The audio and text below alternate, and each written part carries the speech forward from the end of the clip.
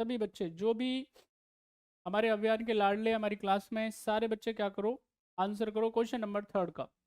आपको बताना है एक खाद्य स्तर से दूसरे खाद्य स्तर में जाने पे ऊर्जा का ह्रास होता है, लॉस होता है, कितना बताओ? 40%, 40%, 80% और 90%? क्या है सही answer? Energy is lost when one food level or trophic level moves to another food level or trophic level. क्या है सही आंसर?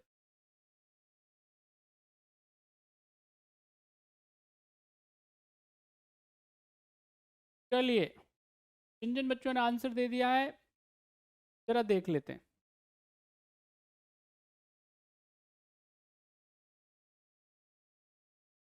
देखिए यहाँ पे क्या है, आपको याद रखना है लॉ ऑफ 10%। यहाँ पे एक साइंटिस्ट हैं, उनका नाम क्या है? उनका नाम है लिंडमान। और उन्होंने क्या किया है, ये लॉ दिया है,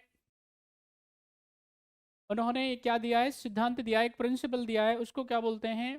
लॉ ऑफ 10%। यानी उन्होंने 10% का नियम दिया है। इसमें क्या होगा याद रखना है, वो कहते हैं यहाँ पे एक ट्रॉफिक लेवल से, ठीक है कि नहीं, एक किससे? ट्रॉफिक लेवल से। अगर हम बात करेंगे एक ट्रॉफिक लेवल से, ये ट्रॉफिक लेवल फर्स्ट है, अगर इससे क्या करना होगा आपको, दूसरे ट्रॉफिक लेवल पे जाना पड़ेगा, तीसरे ट्रॉफिक पे लेवल पे जाना पड़ेगा, या चौथे ट्रैफिक लेवल पे जाएंगे आप। यानी एक पोषण स्तर से अगर आप दूसरे पोषण स्तर की तरफ ट्रांसफर करते हैं तो इसमें क्या होगा, केवल और केवल 10% एनर्जी क्या होता है, हो पाती है, ट्रांसफर हो पाती है। बाकी 90% क्या हो जाती है, बर्बाद हो जाती है, खराब हो जाती है, लॉस हो जाता है उसका। समझ में आ रही है? यानी इसको अन्य लोग क्या कर लेते हैं, उसको इस्तेमाल कर लेते हैं, लेकिन न्यूट्रिशन लेवल यानी ट्रॉफिक लेवल में वो ट्रांसफ़र नहीं हो पाती है। तो यहाँ पे उसका जो लॉस होगा वो कितना होगा, ध्यान रखना है आपको, 90%। केवल 10% ही क्या हो पाता है, एक ट्रॉफिक लेवल से दूसरे में ट्रांसफ़र होता है।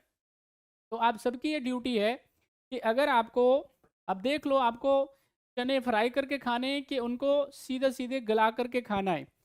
आपको जो भी आप खाना खा रहे हो उसको कैसे खाना है, आपको फ्राई करके एकदम जला के खाना है? इसका मतलब कुछ नहीं मिलने वाला है उसमें। बात समझ में आ रही है? आप जो भी खाना खाएं, आप नेचुरल खाना खाएं। नेचुरल खाना खाएंगे आपको ऊर्जा ज़्यादा मिलेगी, एनर्जी ज़्यादा मिलेगी, ज़्यादा एक्टिव रहेंगे आप, किसी भी प्रकार की शारीरिक और मानसिक बीमारी आपको नहीं होगी। खाने से बड़ा बड़ा ज़बरदस्त रिलेशन होता है। आपको हमारी लगातार हमारी सोसाइटियों में कहा जाता है, जैसा खाएंगे अन्न वैसा हो जाएगा मन। अगर आप खाना अच्छा खाएंगे, आपका पॉजिटिवनेस ऑटोमेटिक ही, अगर आप क्या करते हो, कोई भी ऐसा खाना खाते हो जो क्या है, जीवित नहीं है, मृत खाना खाते हो आप, तो क्या होगा, आपको प्रॉब्लम होगी, एंजाइटी के इश्यूज होंगे। लेकिन अगर आप जीवित खाना खाते हो, समझ में आई? लाइव खाना खाते हो, लाइव खाना मतलब जितने भी ग्रेन्स हैं, ड्राई फ्रूट्स हैं, आप जितने भी फ्रूट्स खाते हो, है ना, वेजिटेबल्स खाते हो, वो सब क्या है, ये जीवित खाना कहा जाता है। बात समझ में आई? तो इससे क्या मिलेगी, आपको ऊर्जा मिलेगी। तो आपकी जो भी डाइट है उसमें क्या होना चाहिए, जीवित खाना होना चाहिए। इससे दिमाग भी अच्छा काम करेगा, शरीर भी अच्छा रहेगा, और आपको डाइजेशन की कोई प्रॉब्लम नहीं होगी। तो right answer is D. Next question on your screen is question number 4। सभी बच्चे आंसर करिए, क्या होगा सही जवाब क्वेश्चन नंबर 4 का? आपको बताना है वायुमंडल का वह क्षेत्र जिसमें बादलों का बनना, बिजली का कड़कना, तूफानों व आंधियों का होना या आना पाया जाता है, क्या नाम है उसका, फटाफट से बताइए। The layer of atmosphere in which clouds are formed, lightning, storm and storm are found or come. क्या बोलेंगे आप, उसको बताएं। Stratosphere, troposphere, mesosphere, ionosphere? सभी बच्चे जल्दी बताइए, क्या बोलेंगे इसको? समताप मंडल, क्षोभ मंडल, मध्य मंडल और आयन मंडल। क्या है सही आंसर? बड़ा इंपॉर्टेंट क्वेश्चन है, आएगा एग्जामिनेशन में।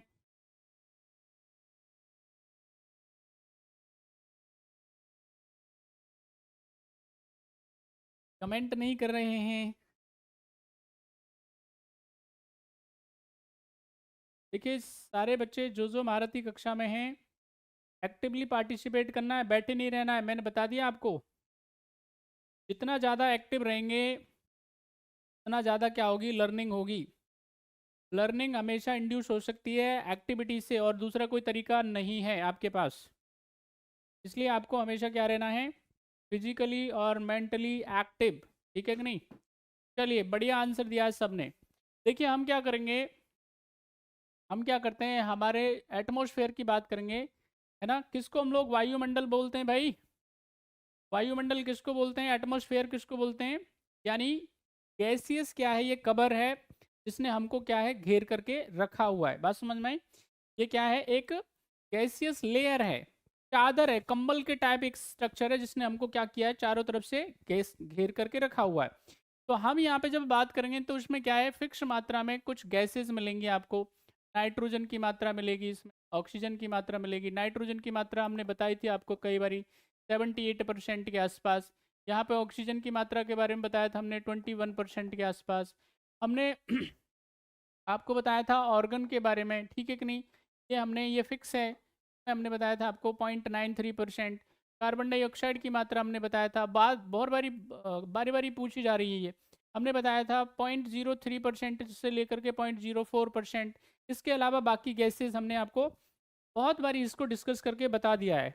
अब यहाँ पे क्या होगा, जैसे क्या करेंगे आप, जैसे ही क्या करेंगे भाई, अर्थ में आप समझ लीजिए इक्वेटर से अगर आप क्या करते हो, याद रखना है ऊपर की तरफ जाते हो, ठीक है कि नहीं। तो अब क्या होगा, लेयर्स यहाँ पे आपको दिखेंगी एटमॉस्फेयर की। इसमें पहले नंबर पे क्या आ रही है आपके पास में, पहले नंबर पे हम लोग बात कर लेते हैं किसके बारे में, यहाँ पे तो ट्रोपो बोल रहे हैं आप, है ना, ट्रोपोस्फेयर, क्षोभ मंडल बोलते हैं आप। दूसरे नंबर पे क्या आ जाएगा आपके पास में, स्ट्रेटोस्फेयर। तीसरे नंबर पे क्या आ जाएगा, मेसोस्फेयर। चौथे नंबर पे क्या आ जाएगा आपके पास में, आप थर्मोस्फेयर बोल देते हैं। थर्मोस्फेयर को दो भागों, ट्रोपोस्फेयर क्या होता है, ये वेरी फर्स्ट लेयर होती है किसकी, एटमॉस्फेयर की। और इसमें क्या होगा, जितनी भी मौसम की घटनाएं होती हैं, साइक्लोन का आना, तूफानों का आना, लाइटनिंग का इंसिडेंट हो सकता है, सुनामी हो सकती है इसके अंदर, प्रेसिपिटेशन हो सकता है, थंडर स्टॉर्म हो सकते हैं, टॉर्नाडोज हो सकते हैं, हरिकेन्स हो सकते हैं, कुछ भी एक्स बाई जेड आप बात कर सकते हो, वो सब कहाँ पे होंगी, सारी घटनाएं कहाँ पे होती हैं, ट्रोपोस्फेयर में होती हैं, बात समझ में आई। इसके बाद में यहाँ पे दूसरी जो हम बात करेंगे किसके बारे में, लेयर के बारे में, जिसको हम लोग क्या बोल रहे हैं, स्ट्रेटोस्फेयर बोलते हैं। ओजोन पाई जाती है इसके अंदर, तो ये क्या करती है, यूवी रेज को आने से अर्थ पे रोकती है, बात समझ में आई। ये रक्षा कवच का काम करती है। हम जब बात करेंगे किसके बारे में, मेसोस्फेयर के बारे में, मध्य मंडल की बात करेंगे, निर्जन है, निर्वात की स्थिति पाई जाती है, बात समझ में आई। थोड़ा टेम्परेचर का जरूर पता कर लेना। इसमें से मैं आपको कहूँ सबसे ज़्यादा इंपॉर्टेंट अगर इसमें कोई है तो वो कौन सा होगा, वो है ट्रोपोस्फेयर, सबसे इंपॉर्टेंट है यहाँ पे। दूसरा, हम स्ट्रेटोस्फेयर की बात करेंगे तो ये खास है, इंपॉर्टेंट है। क्यों इंपॉर्टेंट है, क्योंकि इसमें ओजोन पाई जाती है, ओजोन की वजह से इंपॉर्टेंट है, बात समझ में आई।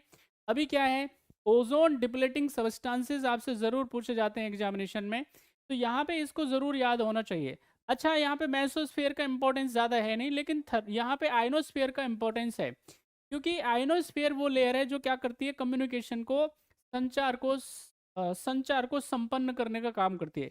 यानी कम्युनिकेशन इस लेयर में होता है, जिसमें यहाँ पे आर्टिकल्स क्या जहाँ पे पार्टिकल्स क्या पाए जाते हैं, एनायन और कैटायन के तौर पे, ऋणायन और धनायन के तौर पे पाए जाते हैं।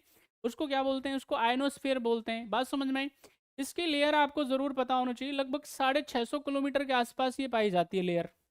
यानी यहाँ पे आप देखेंगे PSLV मिलेंगे आपको, क्या मिलेंगे, PSLV, polar satellite launch vehicle, कहाँ पे मिलेंगे, यहाँ पे मिलते हैं आपको। यानी 400 किलोमीटर से 600 किलोमीटर के बीच में लगभग लगभग, बात समझ में आ रही है। तो ये ज़रूर आपको ठीक से याद होना चाहिए सारे बच्चों को, है ना। तो फिलहाल तो इसका आंसर क्या हो जाएगा, क्षोभ मंडल, या हम इसको अंग्रेजी में क्या बोलते हैं, troposphere is the right answer.